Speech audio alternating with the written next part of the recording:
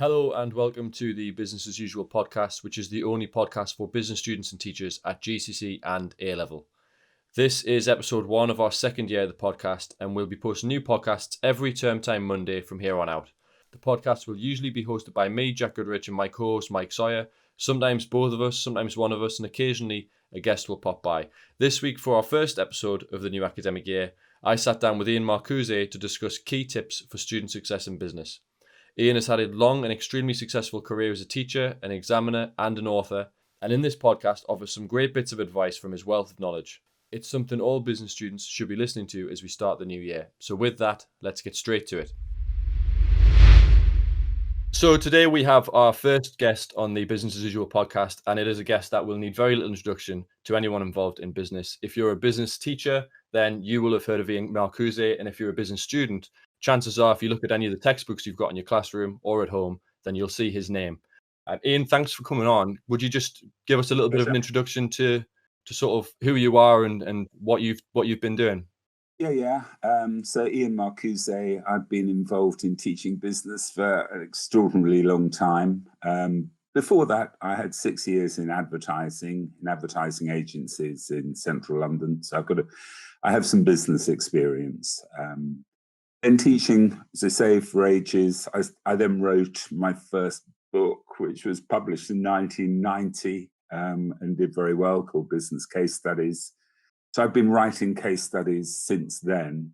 I started writing them because I found in my own classroom that students found the subject too dry and they needed more kind of stories, which at the time just didn't really exist. No one else was writing them. So I started writing them for my own students, eventually got that published as a book and went from there. 11 years after that as a chief examiner for AQA. And since then, I've been a consultant to Edexcel on their curriculum development for their GCSE business and A-level business and also economics A-level. So these days, I have nothing to do with examining directly. I'm kind of not allowed to be able to write textbooks anyway. But I just have a sort of behind the scenes role in developing curriculums. Yeah, so that kind of, that shows why you're the first person we asked to talk about sort of tips for student success, because obviously you've got such a vast experience, but also you've kind of got your finger in a load of different pies in terms of things that are there to support students in their learning. We're going to talk about a few of those today.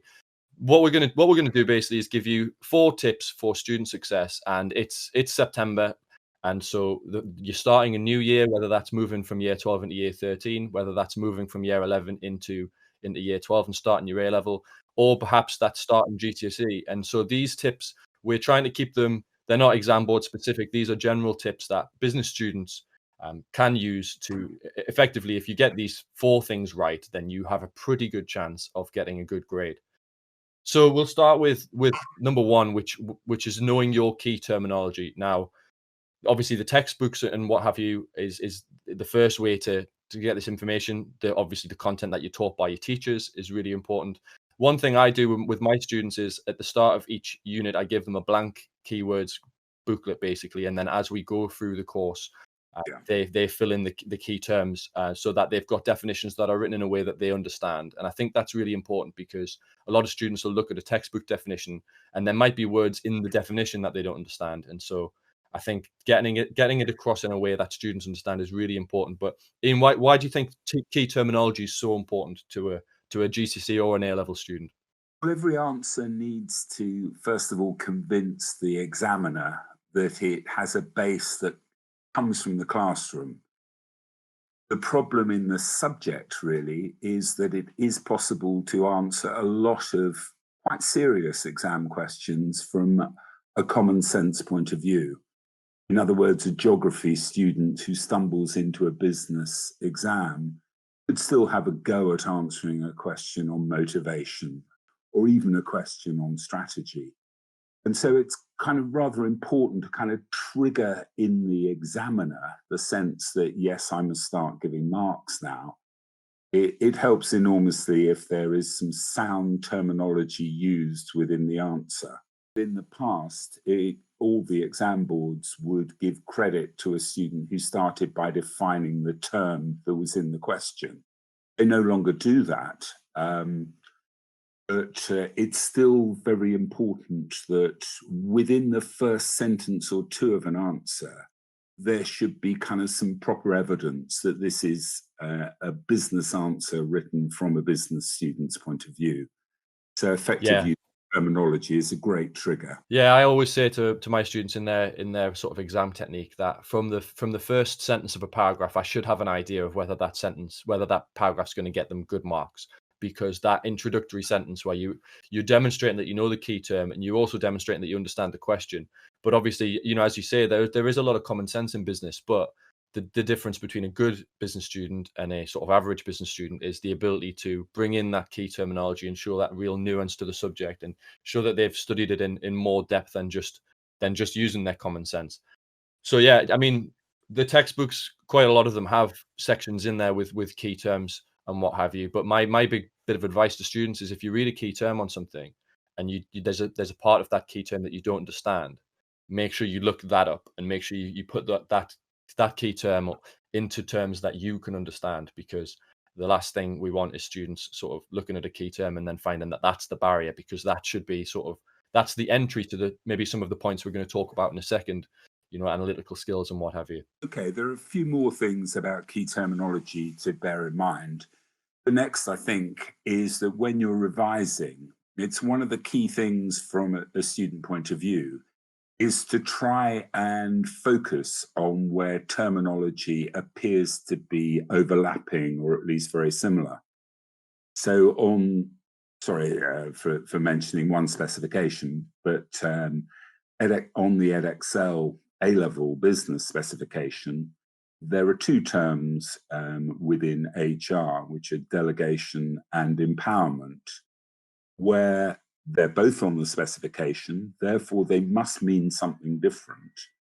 And broadly, the main problem within exam answers tends to be that students don't know the terminology precisely enough to be able to see where the dividing line is between terms like that. Yeah, empowerment and delegation. And that's something to focus on. And above all else, from a student point of view, it's the sort of thing that you want to be jotting down as you revise at home or on your way home or whatever, so that the next time the teacher says, as teachers will within a revision phase, any questions. And it's an enormously helpful thing for the student to get the teacher to do, to try and explain exactly where that dividing line is between one term and another. Yeah, it starts with kind of fixed costs and variable costs, back very early on in a business course. But those dividing lines, there are lots and lots of them within the course that are kind of overlapping terminology. Yeah, so once you've got that terminology down, obviously, knowing your key terminology, knowing your course and the stuff that you've learned, that's one thing. But ultimately, in the exams, you are going to be asked to apply it to business. Studying the theory of business is a very small part of the course, really, isn't it? A lot of it's about being able to apply what you've learned to real businesses. You mentioned earlier that sort of your start into publishing was about publishing case studies and looking at those sort of stories behind businesses. And that's our second tip. Our second tip is being able to apply the knowledge that you've got to extracts, using case studies and so on. Obviously, it's a key exam skill, but I think more than that, and more importantly than that, because we don't want to just provide students with an education to pass an exam. We want to make business students and people who are passionate about the subject. You need to be able to see what is happening in the real world with real businesses, or what's happened in the past with businesses, and be able to apply the knowledge that you've learned in the classroom to those real life situations. From the examiner's perspective, and the way I always used to view it was that my job as the chief examiner was to try and line up 30,000, 40,000 candidates across the country and get them in the right rank order, with the kind of the best business brain at one end and the dimmest business brain at the other end. And the best way I learned as an examiner, the best way of doing it, the real vehicle, was the concept of application, or the objective of application. And that is applying to the real world context. And the reason that's so important and so effective is because it is the thing that forces the student to have to stand on their own 2 feet and think for themselves in the exam. If you ask a fairly bland question about profit, you will get from a student the answer that they memorized the night before, or you can kind of almost see on the page them trying to dredge their answer out of a textbook that they've read or out of what the teacher taught them. In other words, all they're trying to do in the exam is rely on their memory. And that's simply not adequate. It's not what an A-level is supposed to be about. We're not interested ultimately in simply people's memory. We want them to have to think for themselves. And there is simply no better way of doing that in the subject area than getting people to have to think about a specific business. There are 5.9 million businesses in the UK, so nobody can anticipate in advance what business will turn up on the exam paper. And therefore, the examiner knows the student has to think for themselves. And that's very important to the examiner. Yeah, I mean, virtually any certainly in the A level, but also in the GCSE and the longer answer questions, there's any question that requires anything more than knowledge is going to have a business attached to it. And so being able to apply the knowledge, you're going to see a few things in that question. You're going to see a link to a business, but you're also going to see a specific key term. And so the student has to have the ability to read the question, to go back to the case study or the extract that's provided, and know exactly what they're looking for, and know what sort of indicative content there might be there that can then provide their answer.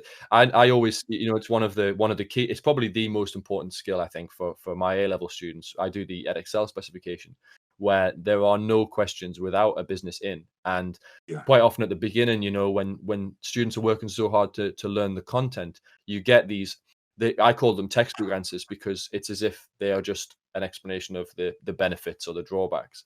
And that's not how you answer these questions. You have, if it's not linked to the business in the question and the case study that's provided, then a student realistically is not going to get any more than half marks, and that's if they've got all of that knowledge correct. Yeah, absolutely true. And just to add to that, and to confirm what you say at the end there, broadly speaking, the skill of evaluation, i.e. judgment, has to be based in business on application. In other words, there is no such thing as judgment which is context free. The judgment has to be in the context of that specific business. So it's not simply that application scores a bunch of marks in a kitty called application. It is application that is really thinking about the business situation that also then unlocks the evaluation marks as well. And the application and the evaluation marks together are exactly 50% of the marks on the paper. So unless you really think your way into that context, that business situation, you're putting a ceiling of 50% on your own, on the marks you're going to get. The questions, you see a question about motivation, for example, and it probably isn't actually a question about motivation. It's a question about that business, and then about motivation. To just do one part of that is not, as you say, it's not sufficient. You do monthly cases still through your A to Z business training. Do you want to talk a little bit about what it is that you do with those? Because obviously that's how you started in publishing, but it's something that you continue to this day. Yeah, I mean, this is. I started in 1990. There were 3 editions of my original textbook out there, so it went to 3 editions. But it was actually, sorry, this bit historic. In 2001, there was an extraordinarily famous business case, which was the collapse of a business called Enron. And at the time, I found that I had no way that I could easily publish the story of Enron, and I thought it desperately needed to be out there. It was such a remarkable business collapse. And because of that, I decided that the future really lay not in writing a 4th edition of my case study book, but in doing it by email, which back in 2001 was mildly innovative. And so I started back then doing a monthly service to schools, to teachers, in which I write case studies. I write the answers to those case studies and distribute them. And people today sign up. I do. It's now completely free. I do that for economics. I do it for business, both A-level, and also do it for GCSE business. And it's really aimed at teachers, but some students sign up, and I ask them then that if their teacher uses these case studies for homework, etc., that they should own up to this to their teacher, that they've actually got access themselves, both the questions and also the answers. Ultimately, reading case studies means reading business stories. In my own classroom with my own students, I'm trying to use 2 case studies a week broadly for 2 years, which means I reckon that's sort of 160 or so case studies that the students do. But the main part of the doing is probably not answering the questions that come at the end. Probably the main single thing is just reading 160 business stories and giving them a little bit of thought, just as part of the background understanding of what this subject is really all about. Without a doubt, because you build up your context, don't you? And you build up your knowledge of businesses in different industries. And so then, say for example, if you've over the course of a year read 4 different case studies about businesses in the car industry, and then in your exam, the question is, or the case study that's given to you is about another business in the car industry, that context that you've developed over the last year is absolutely going to help you, because you'll know a little bit about that industry, you'll know a little bit about the way those businesses operate. So it's only going to help, which leads us quite nicely actually to our third tip, which is reading around the subject. Now, this is something that I think we're both quite invested in through sort of our endeavors outside of the classroom. Obviously, that was the primary reason for this podcast. Was the intention of this was I felt like my students needed to engage with the news on a more regular basis and look at business news. And so Mike and I, what we've been trying to do is put that all in one podcast once a week, where a business student can listen to it and they can pick up on, maybe 3 or 4 news stories. If there's one bigger than any other, we'll maybe focus on that one. And generally speaking, each week they are getting the headlines about what's happening with big businesses, and building that context we've talked about as being really important to lead to that application. And Ian, you're also you're an editor for the Business Review. So the Business Review is something actually that I have subscribed for. My previous head of department had subscribed to it. And so I think, I don't know when that started, but I think we've got copies in my classroom that go back from well before I was even studying business. Can you talk a little bit about what the Business Yeah, Review is? obviously, again, I know chapter and verse. I launched Business Review with a few other editors in 1994. I'm the only editor who's lasted all this time. And the whole idea of it from the start was to give a broader understanding of the subject for students, partly with exam-based articles from examiners talking about basically how to do better on a 20-mark question or a 25-mark question. That sort of article can come up. I'm glancing at the moment because I just grabbed it. The Business Review, last November 2019, and there I try always to write articles in it which I see as being ones where the student is going to struggle to really gather the kind of information that they need. Africa and the business prospects in Africa is mentioned specifically on the Edexcel syllabus, that is certainly kind of implicit really in any business or economics A-level syllabus.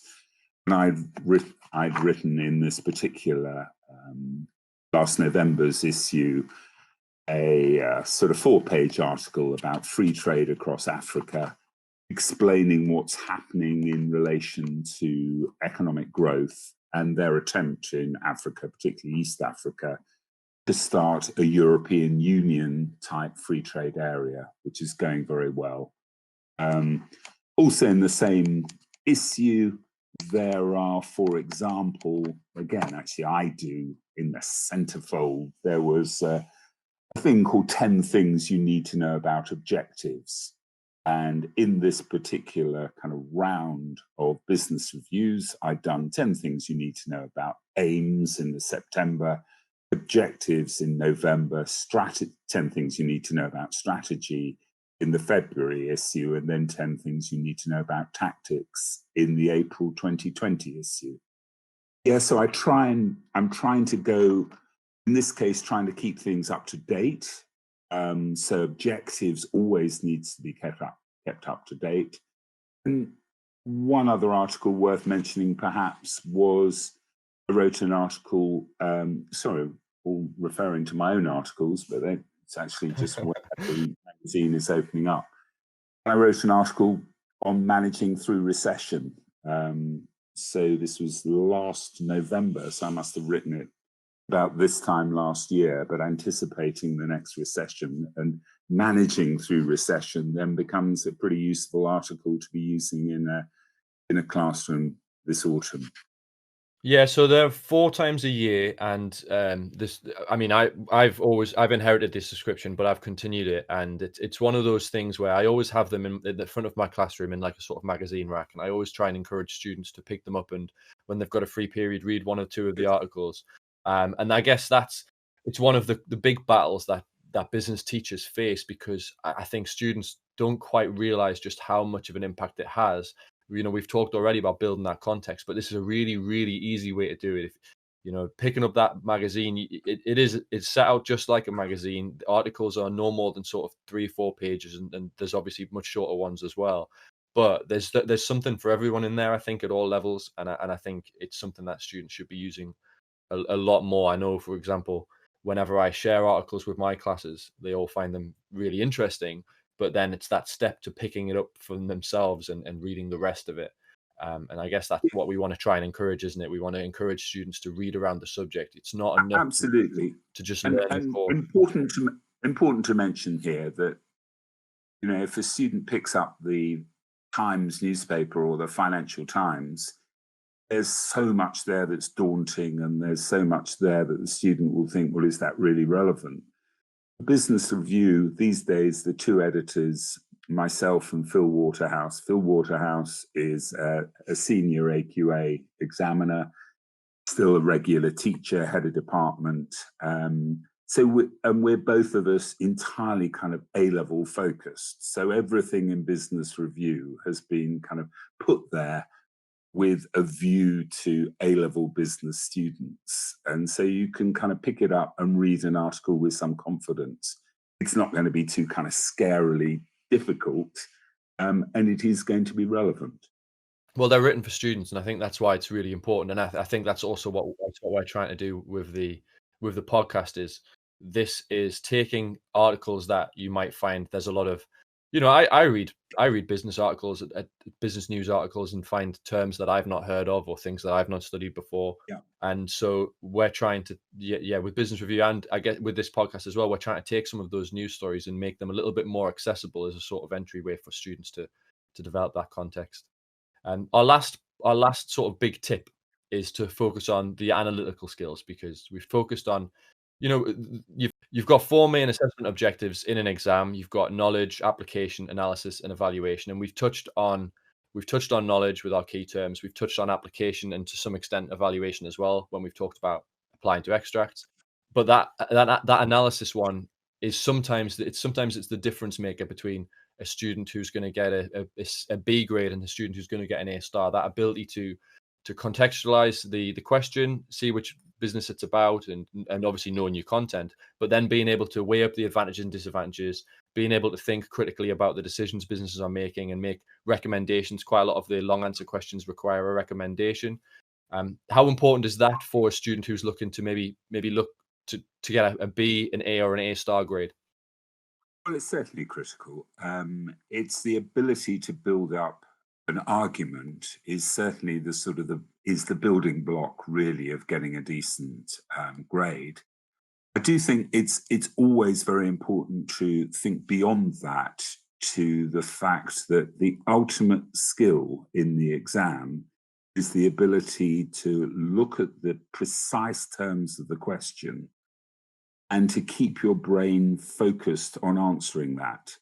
Broadly speaking, if on a 12-mark question, if you as a student can manage for 12 minutes to, without deviation, focus on answering the very precise wording of a question, yeah, you're never going to go too far wrong. So analytical skills, ultimately, the greatest analytical skill is the skill to be able to unpick a question, know exactly what it is asking you, and then being able to stay focused on answering it.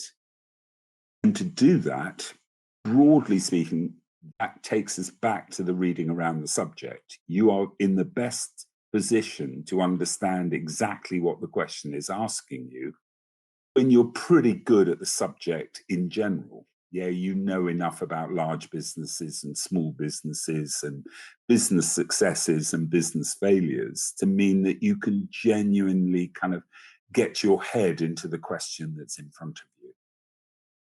Yeah, because that evaluation skill as well, once you've sort of written the main body of your answer, it requires you to be able to look back at the points you've made and the arguments you've provided and make the recommendation for that particular business in that particular circumstance. And quite often it's to Absolutely. fulfill a certain objective, isn't it? You know, quite often especially in the 20 markers, there's always that little tag at the end of the question where it's something like to increase their profit or to increase staff motivation or to, to reduce costs.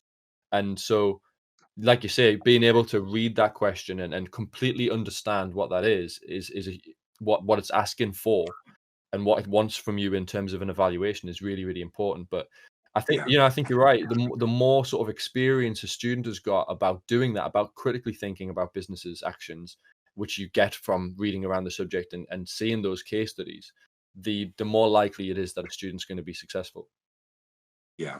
And if I can add to that, that a simple thing to remember when answering exam questions is at the end of every paragraph, reread the question. Yeah. Generally, answers tend to drift further and further away from that precise wording of the question as students in their second and their third paragraph kind of fall into just writing about what they know about the topic. Yeah, it ends up being the longer the answer goes on in the hands of many a student, the more they're reverting to the textbook or the classroom and their revision, i.e. to memory. So Yeah. it's a simple tip, reread the question at the end of every paragraph. Yeah, I think it's certainly something I get all my students to do in the very first sentence of a point. Make sure that it's clearly, if the question's looking at benefits, make sure your first sentence really clearly states that you're talking about a benefit and makes your point really clear. And I think, yeah, you're right. If at the end of each paragraph, maybe you don't necessarily have to link back to the question and the way the question's worded, but certainly make sure that you're reading that question again and keeping that fresh in your mind before, because we see it so many times with students where the first paragraph will be perfectly applied to the business in the question, perfectly applied to the question, and then they get into a little bit of a flow where they're feeling confident, they've got knowledge, Yeah, the knowledge comes out rather than, these questions and these exams, they're not necessarily just for you to demonstrate the knowledge that you've learned from doing the course and studying with your teachers. It's probably 50% that, but it's 50% the skills that you learn in terms of being able to answer the questions and the skills you developed about being able to be critical thinkers and being able to be analytical. sure.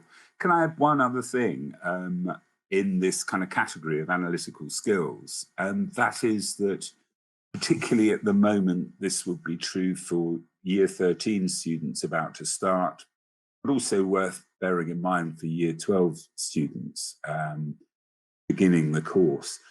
And that is that the key thing in the final exam really is, have you as a student managed over the period of time not simply to learn a series of bits of things about business, but have you managed to kind of build continuously on a solid foundation? And that is that when you start writing, shall we say, if your teacher starts on marketing and the next thing that they cover is human resources or people management, It then becomes very important when you're thinking about people management to also be able to see where information that you were taught in relation to marketing might also be relevant. In other words, you want continuously to be building up from the base of wherever you started. In the case of year 13 students, your year 13 success